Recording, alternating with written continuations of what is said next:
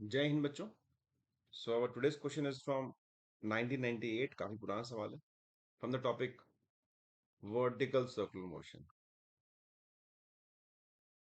So before starting this I want to say कि मैंने अपने चैनल पे बहुत सारा कंटेंट अपलोड कर रखा है और मैं आजकल रोज दो वीडियोस अपलोड करता हूँ। एक 9 बजे, एक 10 बजे ऑलमोस्ट।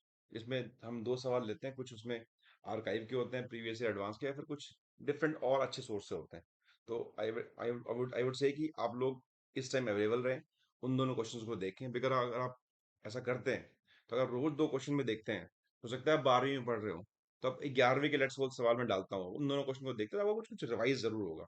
और ऑलरेडी 12th में है तो बहुत अच्छी बात है।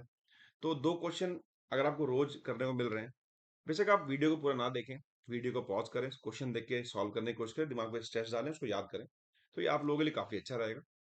सो जरूर करें इसको। और अगर आपको मेरा कंटेंट पसंद आता है तो उसको वीडियो को लाइक करें, कमेंट करें, सब्सक्राइब भी करें। Okay, now question is, a stone tied to a string of length L is whirled in a vertical circle, घुमाया जा रहा है उसको, with the other end of the string at center, एक एंड सेंटर पे। At certain instant of time, the stone is at the lowest position, किसी instant पे stone lowest position पे है, स्पीड u, यहाँ से बंधा हुआ। Magnitude of change in the velocity as it reaches a position where the string is horizontal, तो कितनी वेलोसिटी में चेंज होगा जब ये स्ट्रिंग हॉरिजॉन्टल पहुंच जाएगी। तो यहाँ कुछ स्पीड भी मान लेते हैं, वेलोसिटी में क्या चेंज होगा वो हमको निकालना है। तो पहले तो स्पीड निकालते हैं, इस पॉइंट पे स्पीड कितनी होगी। हम एक काम करते हैं, एनर्जी कंजर्व कर सकते हैं। E initial equal to E final कर लेते हैं।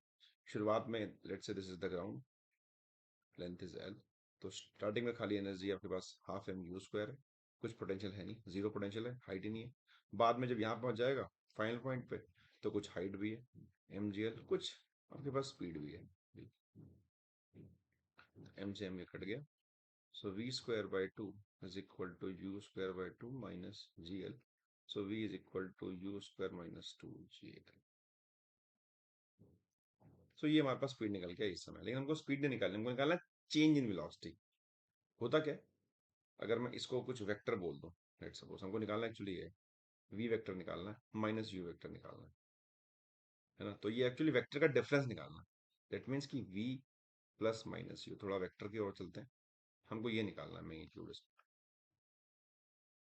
है ना। तो भाई v जो v मॉड है वो भी वो कुछ v है, और जो माइनस u मॉड है वो कुछ आपके पास जो है वो वो u है। ठीक है। तो अगर मैं v माइनस u का मॉड निकालूं, मतलब इसका मॉड निकालूं इस फंक्शन का, so I will write this is equal to A square plus B square, दोनों का मॉड, प्लस 2uv कॉस। अच्छा, एंगल देखते हैं इसमें v में और माइनस u में कितना एंगल है। तो v तो ऊपर की तरफ है, और जो जो माइनस u है, ये u है, माइनस u पीछे की तरफ हो जाएगा। तो इनमें जो एंगल है वो 90 डिग्री है ना। तो ये cos 90 है, cos 90 जीरो होता है, खत्म हो गया। दैट मीन्स ये निकल के आया V square plus U square. जो डिफरेंस का मॉड है वो V square plus U square है।